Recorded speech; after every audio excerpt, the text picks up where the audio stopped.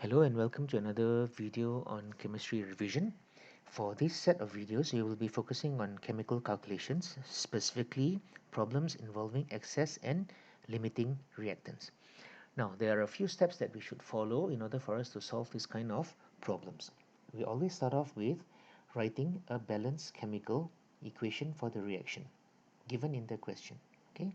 After that, once we have the balanced chemical equation, we can write down the mole ratio of the reactants as well as the products. Okay, and we will always be given some information about the reactants and the products, and so we calculate the number of moles of the given substances. Okay, now this is the additional step where we have to do as compared to the traditional problems of chemical equations, chemical calculations. Step number 4, using the mole ratio, we determine which is the excess and limiting reactants by comparing what we have versus what we need. Okay, and using this method we will be able to determine the excess and the limiting reactants. Okay, after that we can easily calculate the number of moles of the products or whatever else is required. Okay, remembering that the number of moles of the products is determined by the number of moles of the limiting reactant. That is an important point. Okay, and once we have discovered the number of moles of the product, we can easily calculate the mass or the volume of the product depending on what the question requires. Okay, so let us see how we can follow these steps and solve a problem involving excess and limiting reactants. Okay, so let's take example number 1. In a certain reaction, 12 dm cube of hydrogen reacts with 9 dm cube of oxygen to produce steam. A. Determine which is the excess reagent. Okay, so we know that hydrogen reacts with oxygen to produce steam. So step 1, let us write a balanced chemical equation for this reaction. So step 1, we write a balanced chemical equation. So we know that hydrogen reacts with oxygen to form steam. Okay, to balance this equation, we write a 2 here and we write a 2 here. So step 1 is done. We have written the balanced chemical equation. Step 2, we write down the mole ratio of the reactants and the products. So step 2, we write down the mole ratio.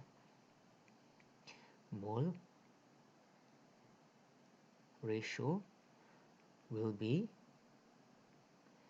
2 is to 1 is to 2.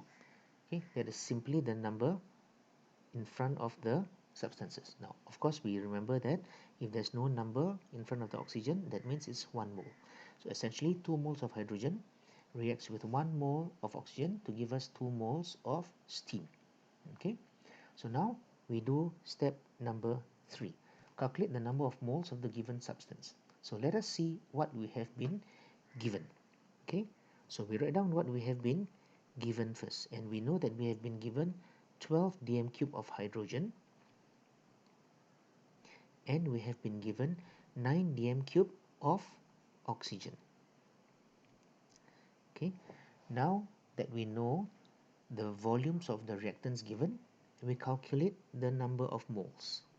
Okay, so we know that mole of a gas is equal to the volume divided by 24 dm cube, and now we have 0.5 mole of hydrogen, and likewise we know that the number of moles of oxygen is given by 9 divided by 24, and this will be 0.375 mole.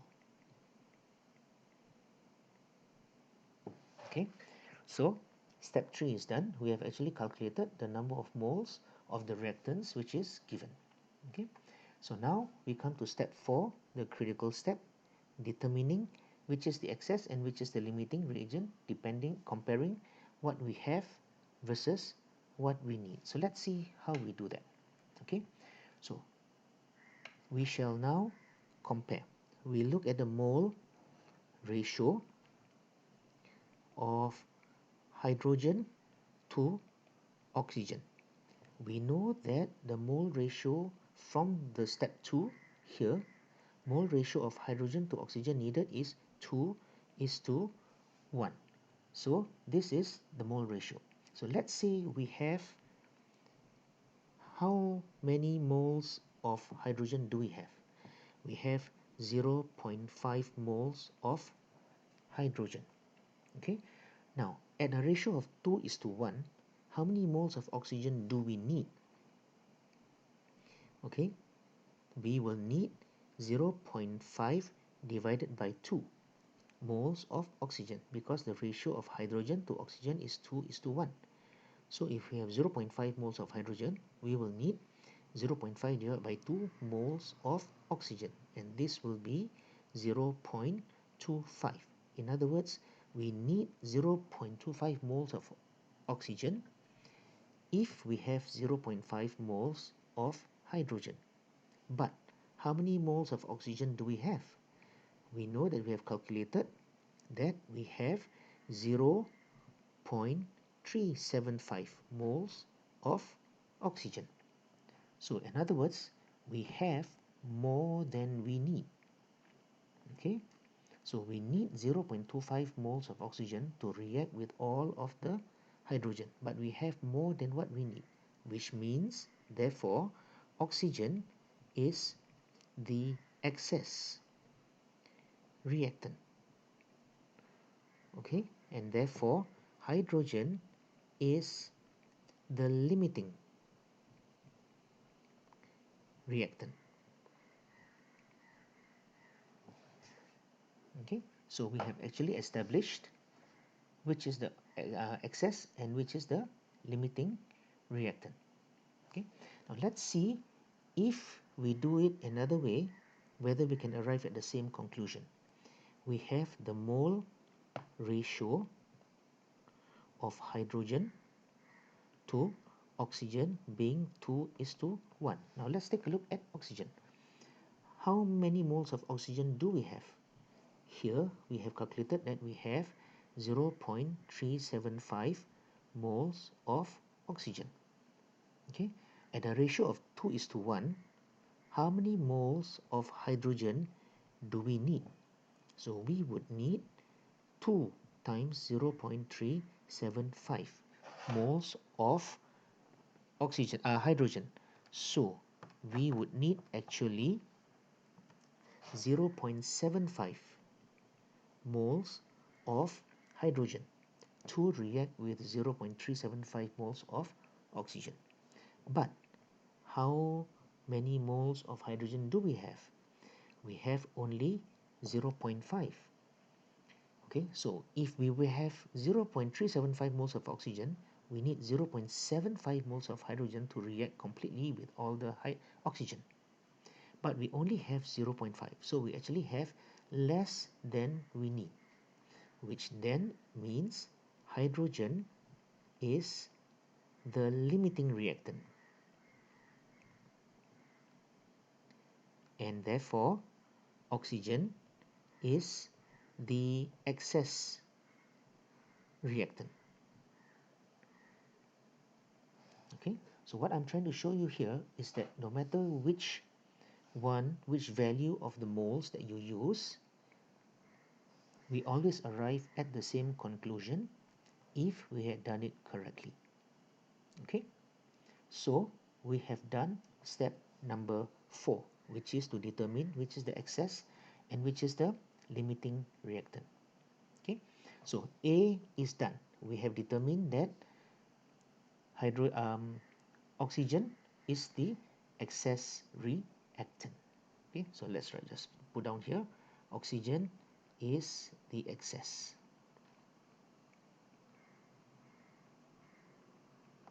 Okay, so now let's tackle B, calculate the volume of steam produced during the reaction. Okay, so now that we know that hydrogen is the limiting reactant, we now know that the amount of steam formed will depend on the amount of hydrogen present, because hydrogen is the limiting reactant, and that is the essence of step number 5. Okay, step number 5 says the number of moles of the product will depend on the number of moles of the limiting reactant. So since we have determined that hydrogen is the limiting reactant, we now take a look at how many moles of steam will be formed. We realize that the mole ratio of hydrogen to steam from the reaction is 2 is to 2, or in other words 1 is to 1. You can say the mole ratio is equal, so we know that we have 0.5 mole of hydrogen here, which we have calculated. This is the amount of hydrogen present. So since we have 0.5 mole of hydrogen, we will get 0.5 mole of steam produced. Okay, therefore 0.5 mole of steam, let's write down steam, is produced in the reaction. Okay, but the question is asking us to calculate the volume of steam. Okay, so since we know that there's 0.5 moles of steam produced, we can calculate the volume of steam, and volume of steam will be the number of moles, 0.5 times 24 dm cube, which gives us the answer of 12 dm cube of steam formed in this reaction. Okay, now it is important for us again to remember that the amount of product formed is dependent on the amount of limiting reactant, and in this case, since hydrogen is the limiting reactant, it is important for us to note that the number of moles of steam formed is dependent on the number of moles of hydrogen present. Okay, so we know that there was 12 dm cube of steam produced in the reaction. Okay, so let us now tackle C. What is the volume of excess reactant left after the reaction? Okay, so now we are looking what is the volume of excess reactant left after the reaction. Now we look again at the equation. We know that the ratio of hydrogen to oxygen is 2 is to 1, and we know that all of the hydrogen was consumed, and since oxygen is the excess reactant, we know that only some of the oxygen was used.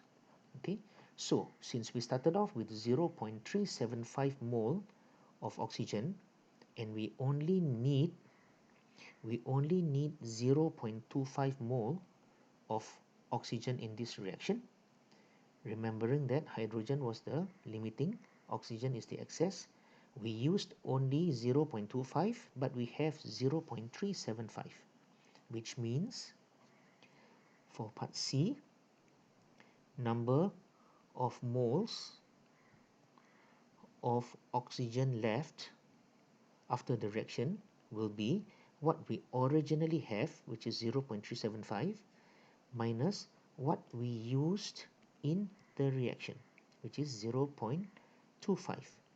This means that the number of moles of oxygen left after the reaction will be 0.125 mole of oxygen. Okay, but of course, since we are looking for the volume of the excess reactant, we need to find the volume of oxygen. Therefore, the volume of oxygen left will be given by mole times 24 dm cube. In this case, the number of moles present left after the reaction will be 0.125 multiplied by 24, and this will give us 3 dm cube of oxygen left after the reaction. Okay, so this will be 3 dm cube. Okay, so which makes kind of sense, because if we have 2 moles, the ratio of hydrogen to oxygen is 2 is to 1, 12 dm cube of hydrogen will require 6 dm cube of oxygen. And since we have 9 originally, that leaves us with 3 dm cube of unreacted oxygen. Okay, so you can see that by following these steps as shown at the start of the video, you can easily tackle problems involving excess and limiting reactants. Okay, so I hope that this video has been useful to you. Like all videos, you can easily stop and rewind to certain parts of the video which you need a little bit more time to digest. So I hope that this video has been useful to you.